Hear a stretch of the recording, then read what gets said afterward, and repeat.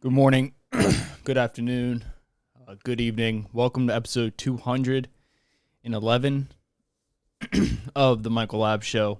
It's a hot one today. It's very hot in my room. But I think I have a decent episode today for people to listen to. Hopefully it's good. Hopefully, you don't feel like you're wasting every moment of your day. Some days I get on the podcast, I'm like, how am I going to do 40 minutes? And that's kind of how I'm feeling today. Sometimes I don't. Yeah. So a few things I want to go over. First thing I want to really dive into real quick is I want to explain to people. That was not good. I didn't like that. Lately, Taylor and I have been like co-mingling on this ketogenesis, ketosis. We don't like the word diet. I guess lifestyle, way of eating. And it's been marvelous for both of us. It's been good for her. It's been helping her a lot with like bloating and her relationship with food to a degree. And it's been helpful for me because I haven't been blowing up in weight. I don't binge anymore. I just eat when I'm hungry. I don't really think about food, which is nice. One of the hardest things for me when it comes to managing my weight is I'm constantly thinking about food. And I've noticed that this is just empirical evidence from myself. I think that's what isn't empirical when you think about when it's just a study on yourself. I'm pretty sure that's what it's called. So just empirical evidence from my experience. When I eat a moderately to higher carbohydrate palette of food, I tend to binge and I tend to go through cycles of binging and fasting. And a lot of that has to do with, just from my experience, from a lot of the sugars and the carbs. They give me quick energy and then I shoot back down. And when I shoot back down, I'm starving. I don't really feed myself with food that keeps me full for a longer, extended period of time. I'm just eating food. I'm burning the calories quickly, and then I'm super hungry again. Lately, what I've been doing is we have been doing that. We've been on a lower carb way of eating. So a lot of the foods I eat are higher in fat, higher in protein, lower in carbohydrates. And what I've noticed from my experience again is that the fat and the protein, they allow me to stay full for a lot longer, and I don't experience dramatic downfalls of hunger. When I'm hungry, it's not like an uncontrollable hunger. It's like, I'm hungry, I guess I should eat. Let's go eat. Not like, holy crap, I need food right now. Where's the closest McDonald's or Taco Bell? I just need to fill up the hole in my stomach. And that is one of the reasons why I'm a big proponent of ketosis and low carb way of eating. And I know a lot of people will give pushback to ketosis. It's kind of fascinating though, because when I first started this way of eating, when I first started going into ketosis and lower carb dieting, it's probably 6-7 years ago. Back in like 2015, 2016, 2014, 2015, 2016. And I would have been young. I was like 15, 16. I've always had a relationship, good or bad. It's up to the listener to view it that way. To me, it wasn't bad. To me, it was good. I've always had a fascination with low carb way of eating because I like foods that are low carbs. Like I genuinely like those foods more than the carbohydrates. Not that carbohydrates don't taste good. They taste fine. They taste awesome. Chips, tacos, burgers with bread. But what you find is that you feel better. From my experience, you feel better eating a lower carb meal. And then there's a lot of research to support not just feeling better, but actually doing better, like actually healthier. A lot of it has to do with like your gut biome, which is a direct link to your brain. There's been studies on like pull it up here. I don't want to be making up crazy stuff. Keto and benefits for anxiety. So this is from diabetes.co.uk. There's evidence that various anxiety disorders result from dysfunctional GABA activity. What is GABA activity? GABA activity. GABA is considered an inhibitory neurotransmitter because it blocks or inhibits certain brain signals and decreases activity in your nervous system. When GABA attaches to a protein in your brain known as a GABA receptor, it produces a calming effect. This can help with feelings of anxiety, stress, and fear. So there's evidence that various anxiety disorders result from dysfunctional GABA activity. Studies conducted on the use of the ketogenic diet in seizure disorders, for example, tend to show that a good balance of GABA leads to a better mental focus, reduced stress and anxiety. That's from diabetes.co.uk. This is from healthline.com. Gamma aminobutyric acid, GABA, is a neurotransmitter that plays key roles in managing stress, anxiety, and mood. Low GABA levels have been linked to clinical depression. Animal studies have found that following a ketogenic diet may increase circulating levels of GABA, potentially improving depressive symptoms. That's from July 20th, 2020 from healthline.com. And it's not just for anxiety. Autism. I think it's autism. Here we go. Can keto help autism? This is from ucalgary.california. I'm pretty sure there's two studies. I'm not studies, but two articles I'm going to show you. Yeah, from University of Calgary. So while a high-fat, low-carb ketogenic diet may be most well-known for those hoping to lose a few pounds, researchers have discovered that when kids with autism spectrum disorder, or ASD, were fed a modified version of ketogenic diet, it improved behavior and changed the metabolism and trace elements in their bodies. That's from University of Calgary. And then this is from clinicaltrials.gov. Can diet help autism? Recent studies have shown that the ketogenic diet, high fat, low carbohydrate, and moderate protein, induce a shift from the primary metabolism of glucose to ketones, or modified Atkins diet may be effective in treating autism. And then one more I want to pull up. This is all fascinating stuff. This is stuff that I don't think people... This is why I don't enjoy when people kind of just write off keto and they assume that it's a fad diet and it's not beneficial and it's a hippie thing and it's like you're wasting your time. You need fruits, you need your vegetables, you need your fruits, you need your cereal like oats. Like for some reason oats and grains have been marketed as like healthy, as like super healthy, almost as if like if you don't have them, you're not a healthy person, which is just not, frankly, that's just not true.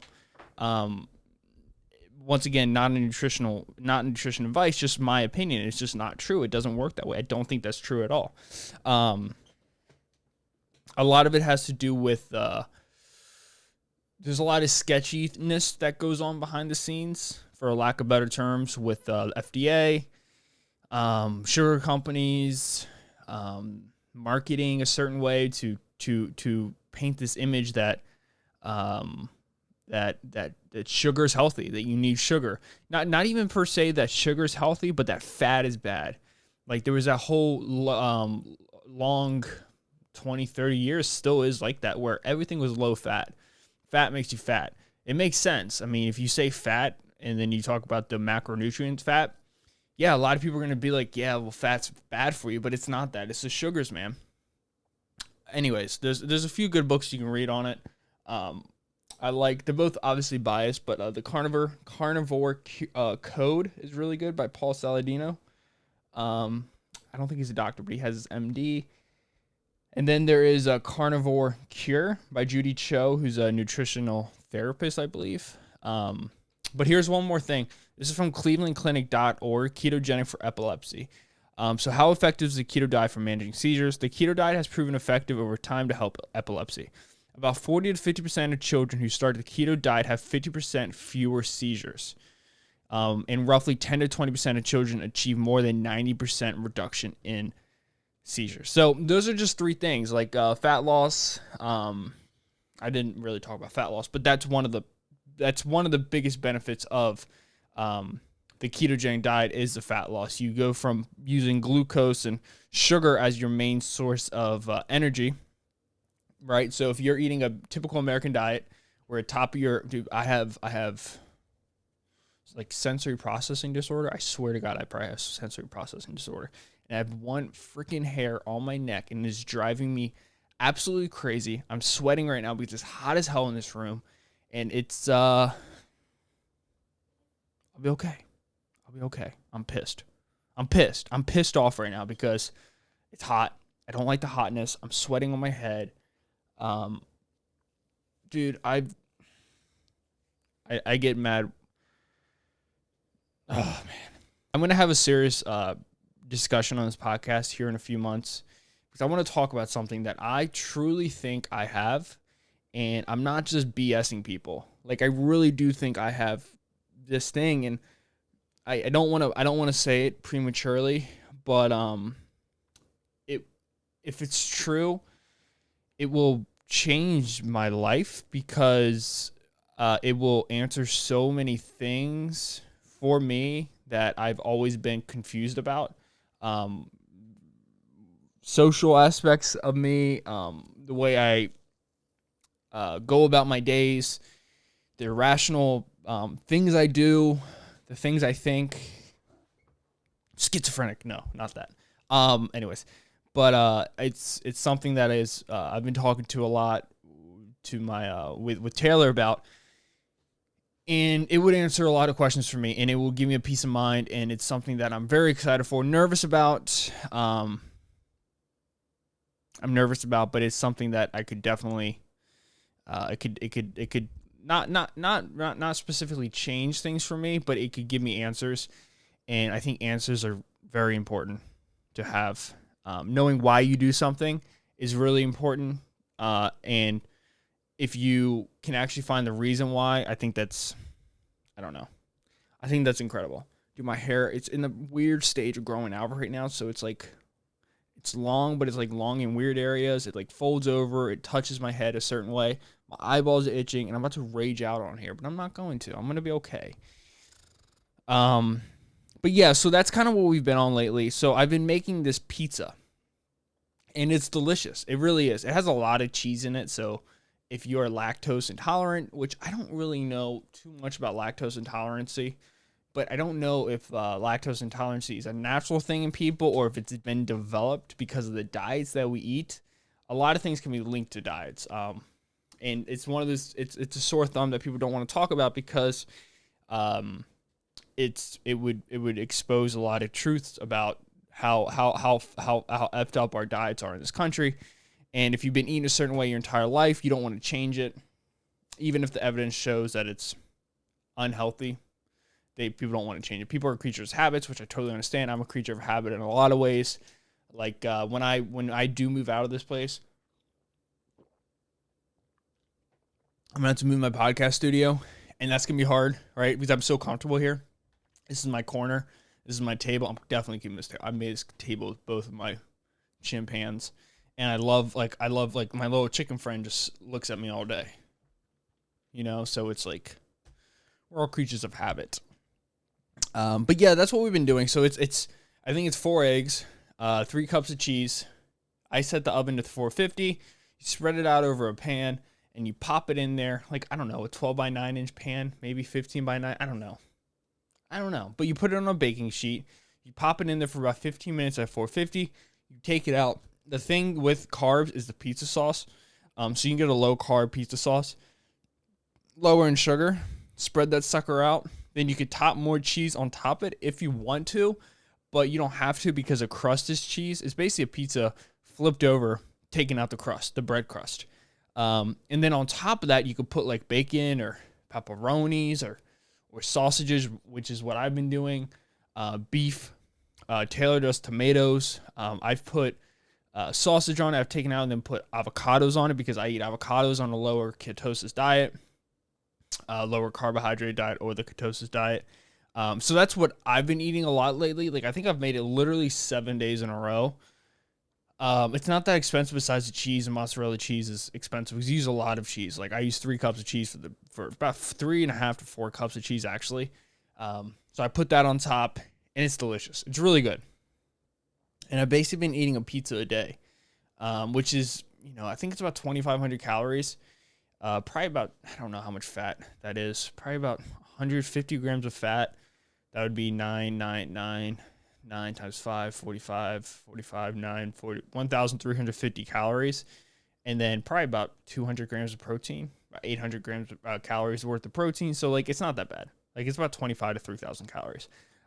That's another thing I've been doing, which I'm going to talk about real quick now because this is my podcast and I can do that. I have been really taking my foot off the gas when it comes to cardio. I know you guys see me like go in and out of my cardio sprints, essentially. Like I go up and down. And then so this past December, I ran 250 miles, so 8 miles a day. And then I was running again during the summer. I was doing about 3 to 5 miles a day, about 5 days a week. And then I was just doing the Stairmaster for a while. I've actually taken my foot off the gas completely on cardio. I maybe do the stairs 1 to 2 times a week, 20 to 45 minutes a day, 20 minutes to an hour, depending. But I've really been focusing again on lifting, and I say it all the time. And honestly, like I've been lifting now for almost 10 years. Like I started lifting back sophomore year of high school, so 15 years old. I've been lifting for about 9 years. So I go up and down with my lifting. Like sometimes I really just want to lift super heavy, put up a lot of weight. And then sometimes I just want to be shredded. Sometimes I just want to run. But I've recently been getting back into like the swing of things, like lifting heavy weights. And when you subtract running 8 miles a day from your daily workouts, you can put up so much more weight and you feel so much stronger. So I've just kind of eliminated cardio completely. And I've been lifting heavy again. Taylor and I think we're benching today. But like I've been squatting 275 again for like sets of 5, which isn't like super heavy. But I mean, if you asked me 5 months ago, putting up 225 in the squat rack was hard. I could do it for like 5 reps, but it felt so heavy. But I've been doing 225 for sets of 10. I've been just pulling like pull downs. I've been back up in like 180, 200 pounds. Benching again, like inclines 80, 90 pounds. Shoulder pressing 60, 70, 80 pounds on dumbbells. I haven't really started deadlifting lately. I want to get back into deadlifting, pulling 4 or 5. But just feeling strong again, man. It feels good. It's a good feeling. And it's there's something primordial. There's something primal about that. Like you can feel it in your bones when you're lifting heavy. And so I grew up lifting heavy, and it's like I could feel it. It's chomping at the bit again. It's inside of me. So I'm going to start doing that again. And it's really exciting. And plus I love lifting with my girl. Like she's a beast. Like Taylor's a savage, dude. When it comes to lifting weights, this girl, I have it on video. She put up 225 on the squat rack and she weighs like $125. Like it's crazy. Like you walk into any gym, I would say 5 to 10%, pushing 10%, 5 to 10% of the girls can squat 225. And I would say maybe 1% of them weigh less than 130. Like usually girls are pretty big if they're squatting 225. And like, I'm not BSing you. Like I spotted her, like she went down, she broke parallel. She's strong as hell. If she can bench 135, like she can deadlift at least 225. We've definitely deadlifted 225. And she still like walks around with the 6-pack. Like she's a freak. Like she's so strong and she's in great shape. And one thing I do want to say real quick for people out there who, if you notice someone's weight loss, don't tell them that they look skinny. Like it sounds dumb, and I'm like I don't want you guys to think I'm being a bitch here, but I struggle with the same thing. Like so when I drop weight, it goes pretty quickly on me. And then people start throwing around the word skinny. That word skinny is almost just as bad as fat. Like people don't want to hear that. It's a word that it doesn't have a good connotation to it. I love that word, connotation. When I first learned what connotation was, it took me so long to figure out what the hell, like, I was like, what do you mean? There's no difference between the definition meaning of a word is the meaning of a word. What do you mean there's feelings to a word?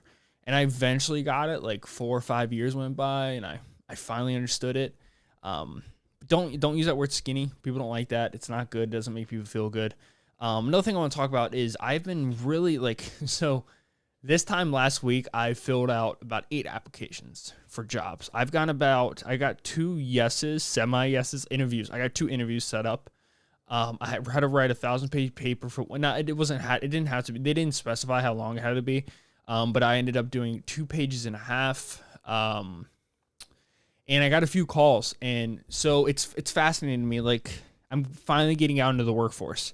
I can't tell you where I've applied to, but I had a huge opportunity, a potential opportunity, a connection of a connection. This guy, I barely even know. Like, I don't know from Eve, from Adam. I don't know from Adam. Is that the word? When people say like the Jesus thing and they like talk about how you use the funding. Oh, they want to know how I used the funding from Towson University. Guess what? On cocaine. I'm just kidding. Not on cocaine. Could you imagine? Could you imagine though?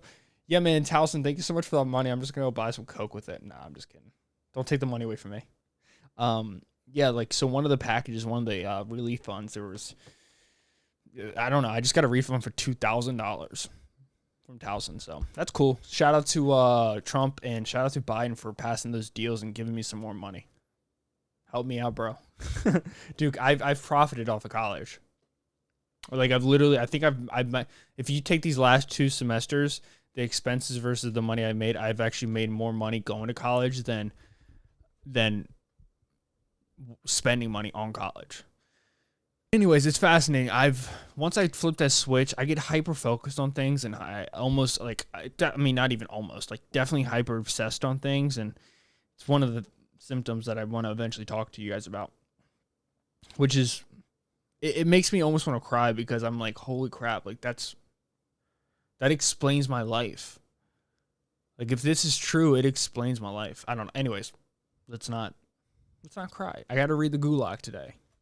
Dude, so many people see me reading this book and I started reading it about a month ago and I really stopped, but now I'm back on it hard. Like I'm reading this book like crazy. I've read 100 pages yesterday. I think it was like 2.5 hours of reading. It's not like these pages aren't like, it's not an easy book to read. It's a hard book to read, and it's a complicated book because it's Russian, and I don't know Russian history, and I'm learning Russian history. I'm like, holy crap, I'm such an American. I need to learn about Russia. Russia is a fascinating country, dude. A fascinating country. Like, you know, they get a lot, you know, Putin, Soviet Union, they kill people that runs against Putin. Like, there's a lot of stuff going on, but like, Jesus Christ, such a fascinating country, man. They're an Asian country, which a lot of people don't really understand. Like India's like Asia, dude. Asia has all the countries. Like they have everything. China, fucking Japan. They got Russia, Mongolia, India, Kazakhstan, like Pakistan, Afghanistan. Like yo, they got Nam. They got North Korea, South. Like everything is in Asia. But yeah, there's a lot of opportunities coming my way, and I'm excited, yo. Like I'm really excited. I've never been this excited about anything really, besides college, and I'm excited to help.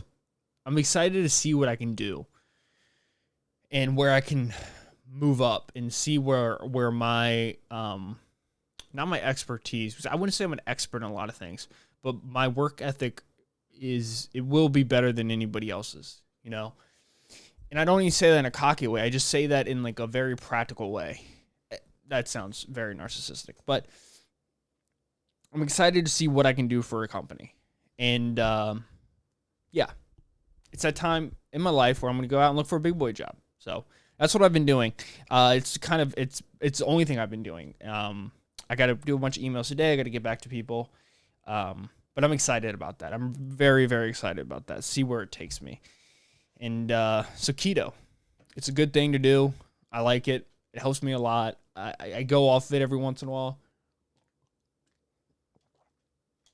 I mess up. I go crazy with carbohydrates because I'm a human.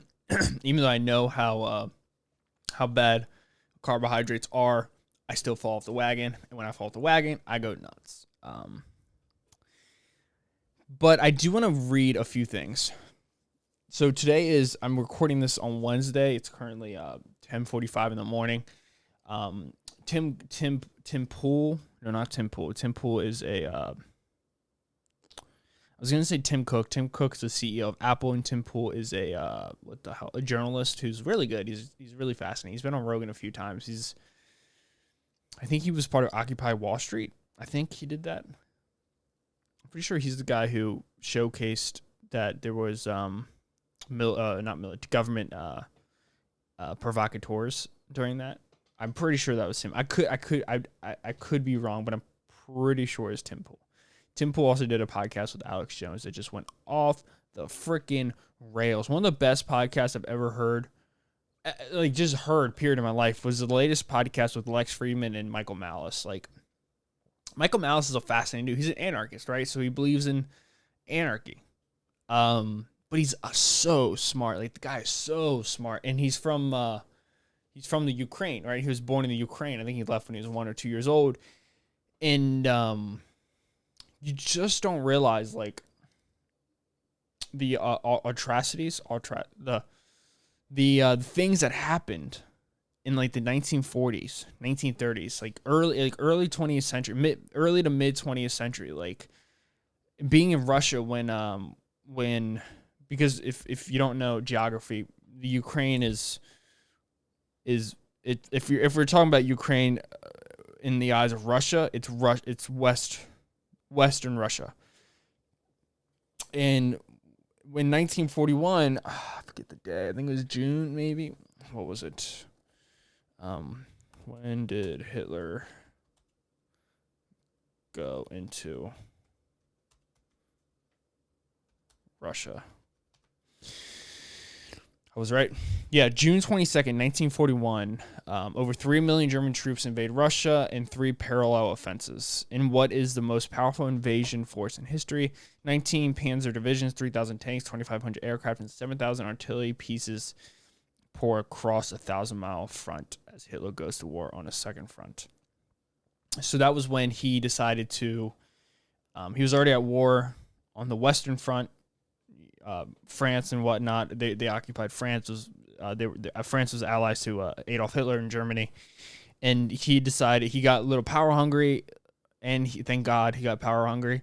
And after he broke the treaty or his partnership with Stalin, he then tried to take over Russia, and it ended up being a huge mistake. Yeah, obviously Russia took down Germany.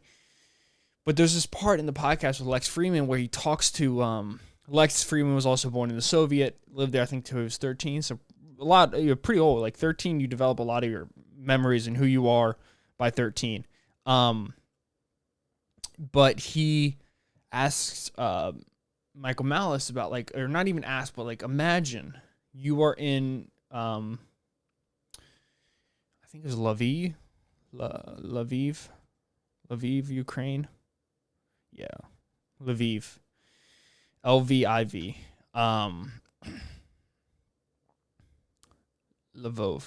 Lvov. But imagine it's 1941 and you're in a country, you're under the Soviet Union, and I don't know if the Soviet Union at the time, I think it might have been, I don't know. And you are being starved already by the Russian government, the Soviet Union government. You're being starved to death because that's what they were doing. That's what Stalin was doing. He was purging people. He was just killing people, starving people, not giving people food, not letting people get food. And a lot of that comes from the Gulag. And you wake up one day and you hear that Germany has attacked, and you are a citizen in this city. And you have 2 options. Just think about this. Think about it. Michael Malice started crying, but you have 2 options. Your options are stay and fight a fight where you will die. You most likely will not survive. You will die. Or you escape, you try to go away from the city, and you continue this path of starvation where there's nothing for you to eat. There's nothing for you to eat, and you're just dying. And that kind of leads me to this book. This book is incredible. It's by Alexander Solzhenitsyn. It's the second part of the Gulag. My cousins, the Consolis, got it for me. My dad's sister's family.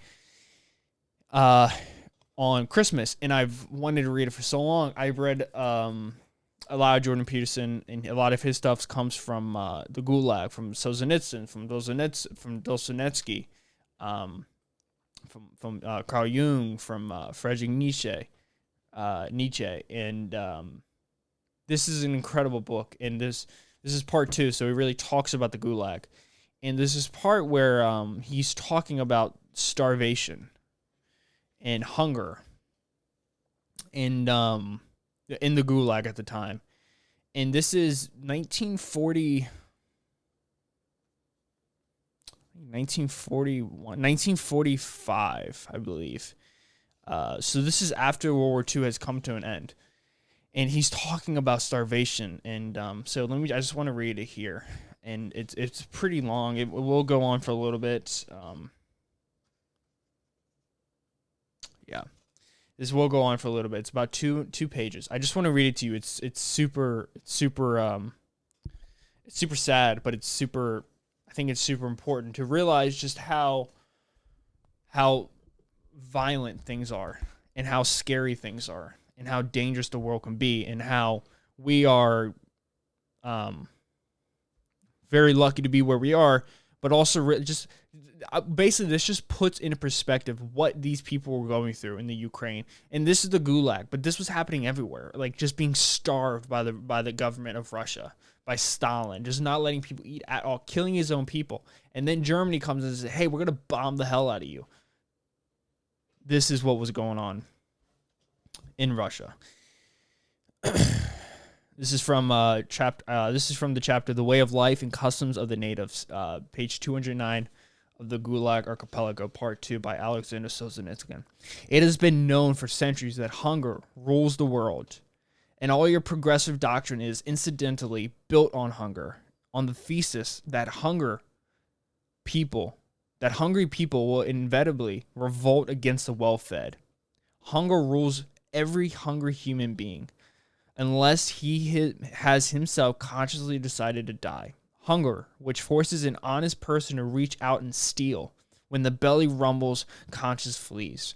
Hunger, which compels the most unselfish person to look with envy into someone else's bowl, and to try painfully to estimate what weight of ration his neighbor is receiving. Hunger, which darkens the brain and refuses to allow it to be distracted by anything else at all, or to think about anything else at all, or to speak about anything else at all except food, food, and food. Hunger, from which it is impossible to escape even in the dreams. Dreams are about food, and insomnia is over food.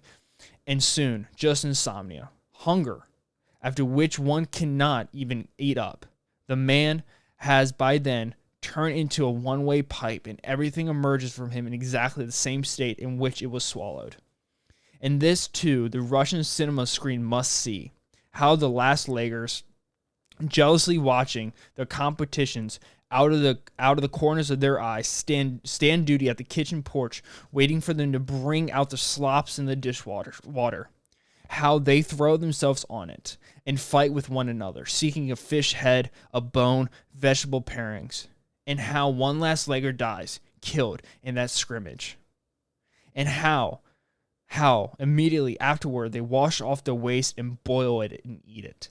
And his squivitative cameraman can continue with his shooting and show us how, this is 1947, in Dolinka, Besparian, peasant women who had been brought in from freedom hurled themselves with that very same intent on slops, which the last laggers had already checked over. The screen will show bags of bones which are still joined together, lying under blankets at the hospital, dying almost without movement, and then being carried out. And on the whole, how simply a human being dies. He was speaking, and he fell silent. He was walking along the road and fell down.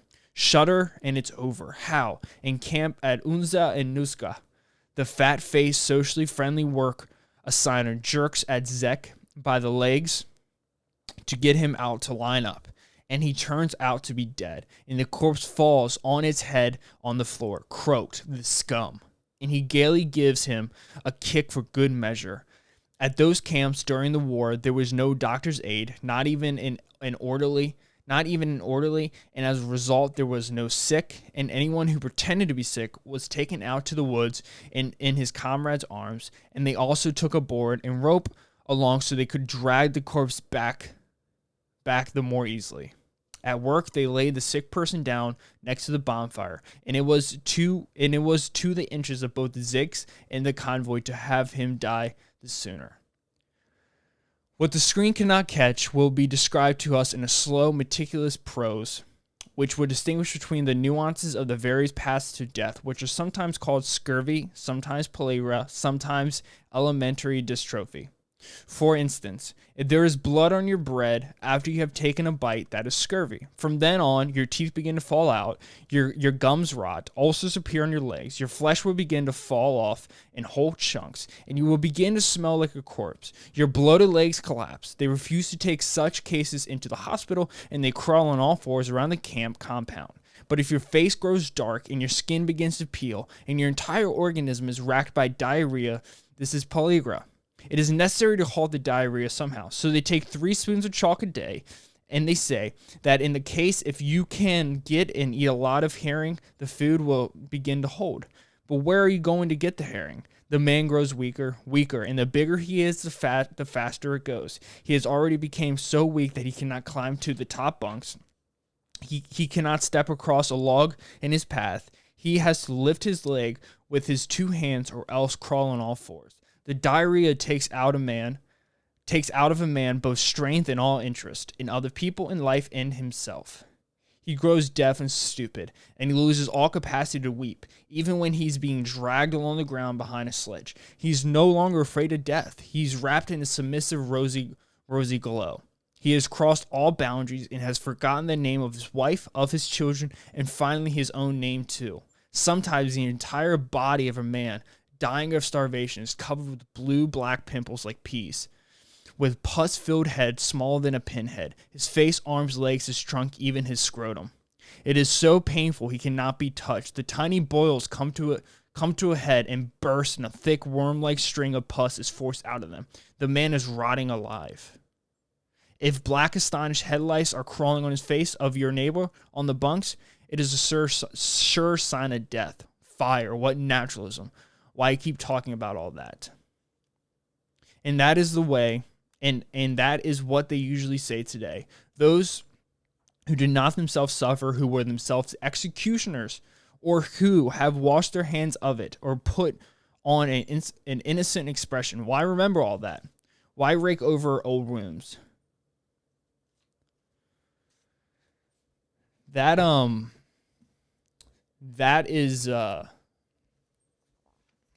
gives me goosebumps. That is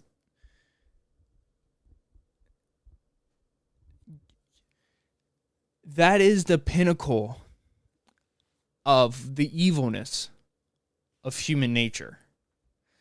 I'm constantly astonished by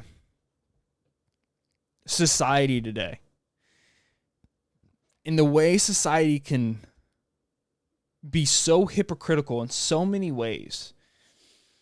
And the way that people can have arguments that are so I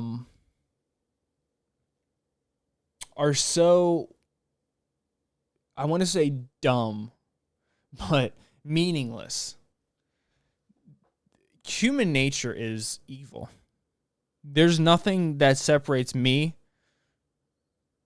from a chimp. I have consciousness, right? I do. But if you push somebody to the breaking point, or if you convince somebody that the other is different from you and the other's bad, you are better, evil happens. Evil is just right around the corner. It's right around the corner. It's not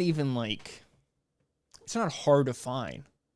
And that right there is just so important. I think that is so important for people to realize that there's been times of pure evil in this world, and no matter where you are, you would never, I think it's really important for people to read about history and the violence and just the starvation and the pain and suffering. Because right now in this world that we currently live in, there is starvation to that degree in North Korea, in places in Nigeria with the Tigray, in China with the Uyghur Muslims. Like, this exists. This exists. This isn't like a far-fetched thing. And we live these very luxurious lives, and we do a podcast, and I sit here and I'm like, blah, blah, blah, blah, blah, and I talk about all these fun things. But this is the reality of human nature. This is 1947, dude. This is 53, 74 years ago. Your grandparent is old enough. He was alive or she was alive during this time. This is not a crazy, made-up, whimsical thing. This could happen at any moment, And it happens all the time. And I think it's very important for us to, I think it's really important for people to start like treating each other like humans. And we need to stop acting like everything is like bad and everything's like falling apart. Like, we have to like come together and like be human beings, not even Americans. Like, screw that, just a human being, like a human being. But I thought that was I like stuff like that because it checks you real quick. It checks you back into reality. Hunger can get to, it's something that we all take for granted.